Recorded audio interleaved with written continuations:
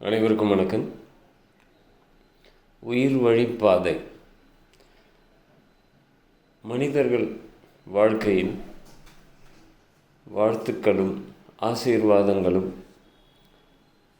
நிறைந்ததாக இருக்க வேண்டும். இந்த வாழ்த்துக்கள் ஆசீர்வாதங்கள் என்பது மனித வாழ்க்கையில் கொடுப்பதும் வாழ்த்துக்களை பெறுவதும் நமது இயல்பிலேயே இருக்கின்ற ஒன்றாக உணரப்படுகிறது. இப்படி இருக்கின்ற இந்த வாழ்த்து ஆசீர்வாதங்களை இன்றைய வாழ்க்கையில் வாழக்கூடிய மனிதர்களின் வாழ்க்கையில் இது சுத்தமாக அறவே இதன் ஒரு உணர்வு நிலை அற்ற மனிதர்களாக இன்று வாழ்ந்து கொண்டிருக்கிறார்கள். அதாவது வாழ்த்துவது என்றாலே காலில் விழுவது என்ற ஒரு கலாச்சாரம் இருந்து கொண்டிருக்கிறது. இது மற்றவர் காலில் விழுவது என்பது ஒரு காரியம் நடப்பதற்காகவும் பாசாங்கங்களுக்காகவும் தான் ஓர் கீழ்ப்படிதல் உள்ள ஒரு மனிதன் என்பதை மற்றவர்களுக்கு தெரியப்படுத்தவும், அதேவேளை இந்த காலில் விழும் ஒரு செயலால் உயர்ந்தவர் தாழ்ந்தவர் என்ற நிலையும் மனதில் ஏற்படும். பெற்ற தாய் தந்தையர் காலில் விழ வேண்டிய அவசியமும் இல்லை. படைத்த இறையே தன் காலில் விழ யாரையும் அனுமதிப்பதும் இல்லை. ஆனால் இன்றுள்ள மனநிலையில் இதை ஒரு சுய நல்லொழுக்கமாக, அதாவது சுய நல்லொழுக்கமாக தன்னை பறைசாற்றிக் கொள்வதற்காக மனிதர்கள் இதை செய்கிறார்கள். மனதார செய்யப்படும் வாழ்த்து பெறுவதும் வாழ்த்துவதும் இன்றுள்ள மனிதர்களிடம் அந்த குணம் மிக குறைவு. இப்படி நாம் வாழ்கின்ற இந்த புவி எவ்வளவு அழகான இந்த புவிக்கோளத்தில் நாம் வாழ்கிறோம். இங்கு நமக்கு எல்லாமே அருளப்பட்டிருக்கிறது. இந்த அருளை கொண்டு நாம் இன்பமாக வாழ்கிறோமா என்றால் அது இன்றுள்ள மனிதர்களின் மனதில் கேள்விதான். இப்படி இன்று வாழ்கின்ற மனிதர்கள் பயம், பதட்டம், பரபரப்பு என்ற சூழலில் இந்த மனநிலையில்தான் இன்றுள்ள மனிதர்கள் அநேகம் பேர். இந்த சூழலும் இப்படி மனிதர்களை அச்சுறுத்தி கொண்டு அச்ச உணர்வை அதிகமாக்கி கொண்டும் பரபரப்பாகவும் பதட்டத்துடனும் பயத்துடனுமே வைத்து கொண்டிருக்கும். இது இன்னும் மேலும் அதிகரிக்கும். இது மாறாது. இப்படி இருக்கின்ற இந்த சமூக சூழலில் வாழ்கின்ற நாம் ஒவ்வொருவரும் சூழலோடு பொருந்தி இன்பமாக நிறைவாக வாழ எதையும் யாரையும் நம்பியிருக்க வேண்டிய அவசியம் இல்லை. நிறைவு இன்பம் என்பது அவரவருக்கு அவரவர்கள் வகுத்து கொள்வது. இதை பிறர் கொடுத்து பெறுவதல்ல இந்த இன்பமும் நிறைவான வாழ்க்கையும். இப்படிப்பட்ட இந்த சமூக சூழலில் நாம் நல்ல ஒரு மனநிலையில் ஆசீர்வாதத்தை அளித்தால் நமக்கு அருளும் வழங்கப்படும்.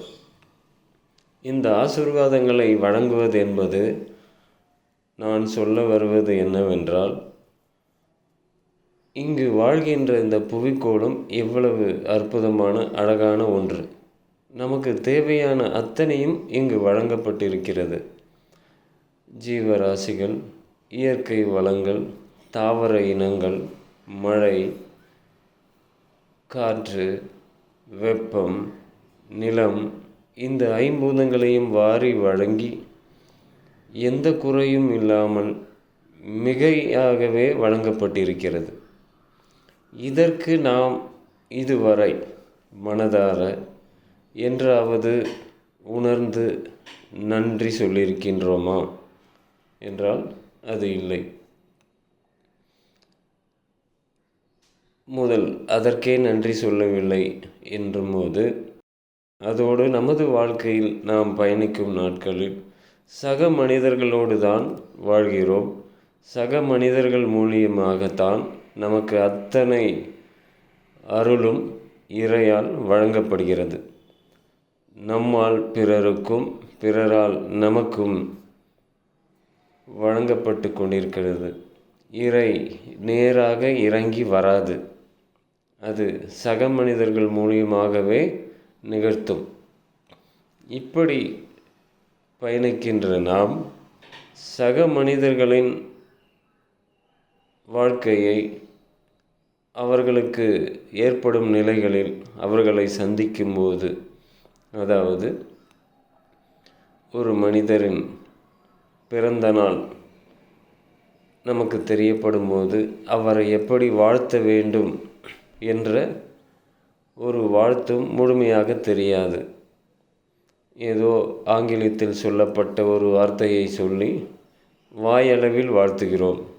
மனதளவில் வாழ்த்துவது இது இந்த பிறந்த நாளுக்கு மட்டுமல்ல நான் சொல்வது. அதே போல் ஒரு குழந்தை பிறந்திருக்கிறது என்பதை உறவுகள் தெரிவிக்கும்போது அந்த குழந்தையை பார்க்க சென்று அந்த குழந்தைக்கு ஏதோ பொருளை வாங்கி கொடுத்து அந்த பொருளை வாங்கி கொடுப்பதிலும் ஒரு பெருமை, ஒரு கௌரவம், இந்த மனநிலை தான் இன்று இருக்கிறது. அந்த குழந்தையை எப்படி வாழ்த்த வேண்டும்? இக்குழந்தை உலகை காத்திடும் அருள்ஞான குழந்தைகளாக வாழ்ந்து வளர வேண்டும் என்பதை மனதார அந்த உணர்வோடு அந்த குழந்தையை வாழ்த்துவதே இந்த குழந்தை பிறந்த செய்தி கேட்டதும் நமக்குள் எழ வேண்டிய உணர்வு நிலை. இதே போல் அந்த குழந்தை பிறந்து வளர்ந்து பெண் குழந்தையாக இருந்தால் அந்த குழந்தை பூப்படைவதையும் நமக்கு அறிவிப்பார்கள். அந்த நாளில் அந்த பிள்ளையை பார்க்க செல்லும்போது பூப்படைந்த ஒரு குழந்தையை, ஒரு பிள்ளையை நாம் எப்படி வாழ்த்த வேண்டும் என்பதும் இன்றுள்ள மனிதர்களுக்கு தெரிவதில்லை. ஏதோ அந்த நிகழ்வில் மட்டுமே பங்கேற்று அங்கு கதை பேசி முடித்து வீடு திரும்புவது. இதே போன்று திருமணம் என்ற ஒரு அறிவிப்பும் வரும்போது அந்த திருமணத்திற்கு செல்லும்போது விலை உயர்ந்த ஆடைகளை அணிவதும், நகைகளை வாரி அணிந்து கொள்வதும், தலையில் பூசூட்டும் போதும், அலங்காரங்களை செய்து கொள்ளும் போதும் நீங்கள் எடுக்கும் உணர்வுகள் அந்த திருமணத்திற்கு இந்த ஏற்பாடுகளோடு போகும்போதே மற்றவர் பார்வையில் நாம் சிறப்பாக தெரிய வேண்டும். நாம் அணிந்திருக்கும் நகைகளை அவர்கள் பெருமையோடு பார்க்க வேண்டும் என்ற ஒரு தோணல் உங்களுக்குள் வரும். இந்த தோணல், இந்த நினைவு, இந்த எண்ணம் உங்களுக்குள் வந்து அதுவே உங்களுக்குள் நிறைந்து அந்த திருமணத்திற்கு போய் அங்கு உங்களிடமிருந்து வெளிப்படும் உணர்வு நிலை மற்றவர்கள் பார்வையில் நாம் சிறப்பாக தெரிய வேண்டும் என்பது மட்டுமே. இப்படி ஒவ்வொரு நிகழ்விலும் நீங்கள் எடுக்கும் இந்த எண்ண அலைகளை கொண்டு வாழ்ந்து உங்கள் உடலில் ஏதாவது நலக்குறைபாடுகள் ஏற்படும் போது நீங்கள் என்ன சொல்வீர்கள்? மற்றவர்கள் பொறாமைப்படுகிறார்கள். என்னுடைய சொந்தங்கள்லாம் என்னை பார்த்து பொறாமைப்படுறாங்க. இந்த பொறாமை என்ற விதையை விதைத்தது யார்? நீங்கள் தானே. விதைத்தது நீங்கள், அதை அறுக்க வேண்டியதும் நீங்கள்தான். இதை விடுத்து அந்த திருமணத்திற்கு போகும்போது நீங்கள் அணிகின்ற ஆடை, நீங்கள் அணியும் நகை, நீங்கள் தலையில் சூட்டும் பூ, அதே போல் ஆண்கள் தாங்கள் அணிந்து கொள்ளும் ஆடை, இதில் பகட்டும் கௌரவமும் பெருமையும் இல்லாமல் அந்த ஆடை அணியும் போது இந்த புத்தாடையைப் போல் நான் பார்க்கும் மனிதர்கள் மனமும் புதிதாய் மாற வேண்டும். நகைகளை அணியும் போது தங்கம் போன்ற மங்காத மனநிலை என்னை பார்க்கும் அனைவரும் பெற வேண்டும். என்னை போன்றே மகிழ்ச்சியாக என்னை பார்க்கும் யாவரும் இருக்க வேண்டும் என்ற இந்த உணர்வு நிலையோடு நீங்கள் அந்த விசேஷத்திற்கு புறப்பட்டு சென்றால் அங்கு அன்பான ஒரு இணக்கமான மனிதர்கள் உங்களுடன் இணைக்கப்படுவார்கள். நீங்களும் மகிழ்ச்சியாக இருப்பீர்கள். இங்கு எப்படி அந்த பொறாமை என்ற குணம் வரும்? இப்படி அந்த திருமணத்திற்கு சென்று அங்கும் இன்றுள்ள சமூக நிலையில் திருமணங்கள் நின்று கொண்டே பேசி, நின்று கொண்டே ஆசீர்வதித்து, நின்றபடியே உணவருந்தி அப்படியே வீடு திரும்பக்கூடிய ஒரு நிலை இன்றுள்ள திருமண நிகழ்வுகள். இதில் எங்கு அந்த புதிதாய் மனம் முடிக்கின்ற அந்த மக்களை வாழ்த்துவது, மனதார இங்கிருந்து வாழ்த்த அந்த உணர்வு நிலை எழும். அங்கு வாழ்த்த வேண்டிய மனநிலை என்ன? கணவன் மனைவியாக கைகோர்க்கும் இவர்கள் இருவரும் அருந்ததியும் வசிஷ்டரும் போல் வாழ்ந்து இப்புவியில் நல்ல கணவன் மனைவியாக திகழ்ந்து அருள்ஞான குழந்தைகளை பெற்றெடுக்க வேண்டும் என்ற வாழ்த்து தான் அங்கு வாழ்த்த வேண்டும். இந்த வாழ்த்துதல் உங்களுக்குள் எழ வேண்டும் என்றால் நீங்கள் அந்த திருமணத்தில் நிதானமாக இருக்க வேண்டும். இப்படி அந்த திருமணத்தில் வாழ்த்த வேண்டியது இந்த வாழ்த்து. அதே போன்று அவர்கள் வாழ்க்கையில் வாழ்ந்து கருவுறும்போது கருவுற்ற செய்தியும் உங்களுக்கு வந்து சேரும். கருவுற்ற அந்த பெண்ணை எப்படி வாழ்த்த வேண்டும்? கருவில் வளரும் சிசு உலகை காத்திடும் அருள்ஞான குழந்தையாக வாழ்ந்து சிறக்க வேண்டும். அந்த கருவுற்ற பெண்ணிற்கு நல்ல மனநிலையும் மகரிஷிகளின் ஆசீரும் துருவ நட்சத்திரத்தின் பேரருளும் பேரொளியும் அந்த கருவுற்ற பெண் பெற வேண்டும். இப்படி அந்த கருவுற்ற பெண்ணை வாழ்த்த வேண்டும். அதன் பிறகு குழந்தை பிறப்பு. குழந்தை பிறந்த பின் அந்த செய்தியும் உங்களுக்கு அறிவிக்கப்படும். இப்படி அந்த குழந்தையை பார்க்க செல்லும் போதும் அதை வாழ்த்த வேண்டிய முறை. இது ஒரு முறையோ ஒரு சடங்கோ அல்ல.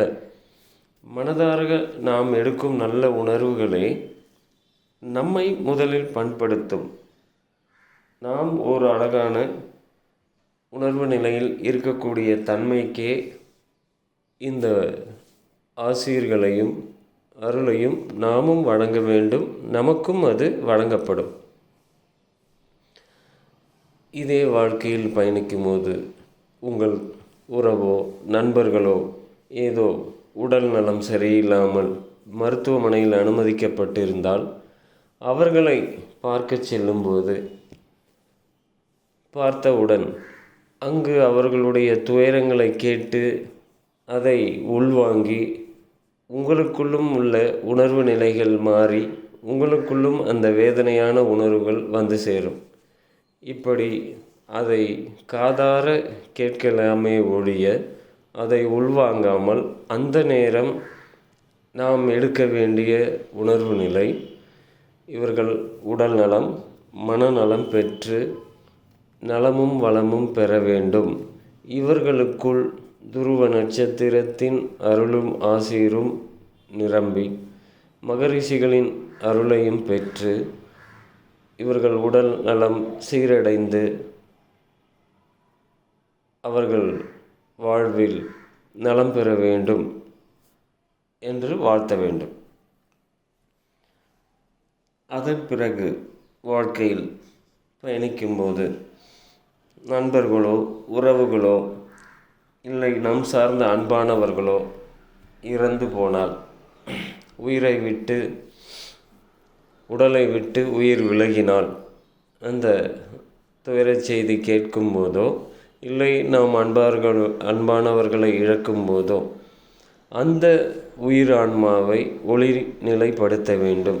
எங்களுடன் வாழ்ந்து வளர்ந்து உடலை விட்டு பிரிந்து சென்ற இந்த உயிர் ஆன்மா மீண்டும் உடல் பெறும் உணர்வுகள் கரைந்து பிறவா நிலை பெற வேண்டும் அப்படின்னு வாழ்த்தணும். இறந்த வீடுகளுக்கு நீங்கள் செல்லும்போது இந்த உணர்வை எடுத்து அங்கு நீங்கள் இருந்தால் அங்குள்ள சோகமோ வருத்தமோ கவலையோ உங்களை பாதிக்காது. இறந்த வீட்டுக்கு சென்று அவர் வாழ்ந்த வாழ்க்கையும் கேட்டு நீங்களும் துன்பப்பட்டு உங்களையும் துன்பத்துக்குள் ஆக்கி கொள்ளாமல் இந்த உணர்வு நிலைகளை நாம் எடுத்து அங்கு பரப்ப வேண்டும்.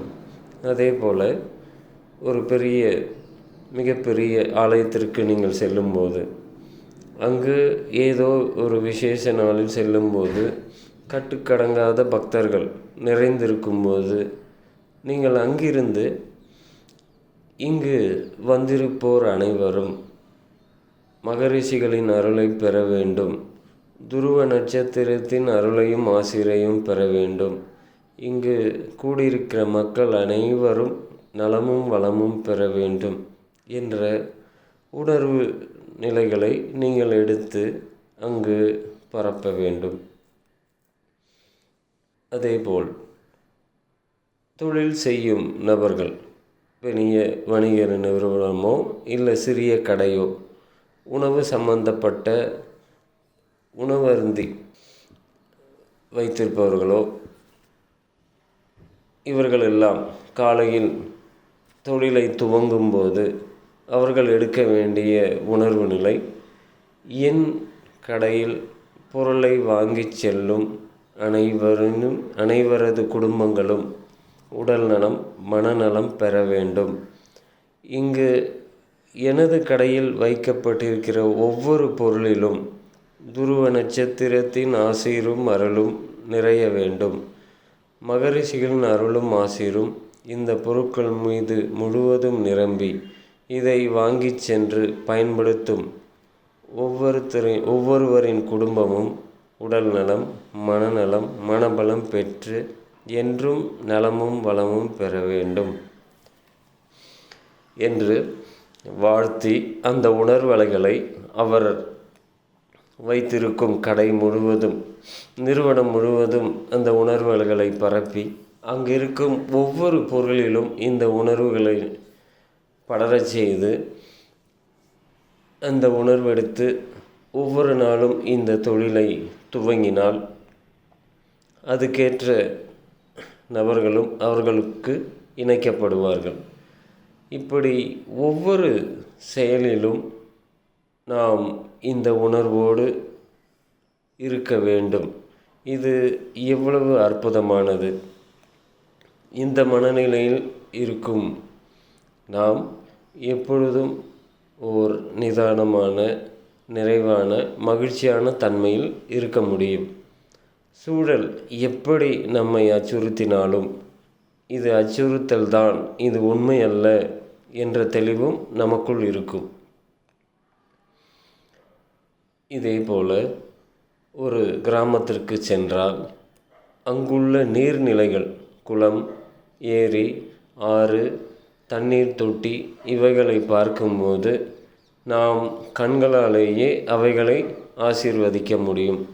இந்த நீரை எடுத்து பருகும் உயிரான்மாக்கள் அனைத்து நலமும் வளமும் பெற வேண்டும் என்று அந்த நீர்நிலைகளை ஆசீர்வதிக்கலாம்.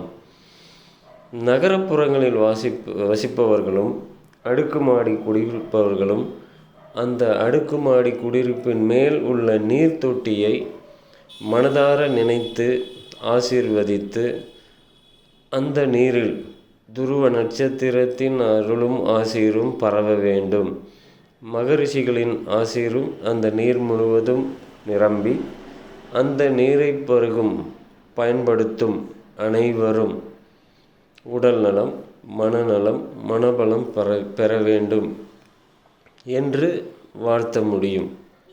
அலுவலகத்தில் வைத்திருக்கின்ற நீரையும் நீங்கள் உங்கள் அலுவலகத்திற்கு சென்றதும் ஒவ்வொரு நாளும் அதை ஆசீர்வதித்து கண்களால் மனக்கண்களால் மட்டுமே அதை நினைத்து வாழ்த்தினாலே போதும். இந்த உணர்வலைகள் நீரை உள்வாங்கும். நீர் நல்ல உணர்வலைகளை உள்வாங்கி அதில் அந்த துருவ நட்சத்திரத்தின் அருளும் ஆசீரும் நிரம்பி இருக்கும்போது அதை பருகும் ஒவ்வொருவரும் அவர்கள் வாழ்க்கையில் நல்ல ஒரு உணர்வு நிலையில் இருக்க வேண்டும் என்ற உணர்வுகள் அவர்களுக்குள் எழுந்து அவர்களும் அந்த நிலைக்கு உயர்வார்கள். இப்படி நமது வாழ்க்கையில் எப்படியெல்லாம் ஒவ்வொரு நிகழ்வுகளும் வாழ்த்த வேண்டும் என்பதை அடுத்து வரும் ஒவ்வொரு வீடியோ பதிவுகளாக ஆரா யோகா மையத்தின் மூலியமாக வெளிப்படும் யூடியூப் சேனல் ஆரா லிவ் அலைவ் இதன் மூலியமாக ஒவ்வொரு நிகழ்விலும் நீங்கள் எப்படி மற்றவர்களை ஆசீர்வதிப்பது என்பதை ஒவ்வொரு பதிவாக நான் உங்களுக்கு வெளிப்படுத்துகிறேன். இதை ஒவ்வொன்றாக நீங்கள் மனதில் உள்வாங்கி உங்களது வாழ்க்கையில் இந்த உணர்வுகளோடு வாழுங்கள். இப்படி வாழவே நாம் படைக்கப்பட்டிருக்கிறோம். நம்முடன் வாழ்ந்து கொண்டிருக்கின்ற மகரிஷிகளும் மாமகரிஷிகளும் அகத்திய மாமகரிஷி இன்னும் சப்த ரிஷிகளும் இப்படித்தான் அவர்களும் வாழ்ந்தார்கள். இன்றும் இந்த உணர்வலைகளை நமது புவி முழுவதும் படரச் செய்கிறார்கள். இந்த அருளை நாம் வழங்குவதற்கு முன், அருளையும் ஆசீர்வாதத்தையும் வழங்குவதற்கு முன் நமக்குள் அந்த அருளையும் ஆசீர்வாதத்தையும் நாம் பெற வேண்டும்.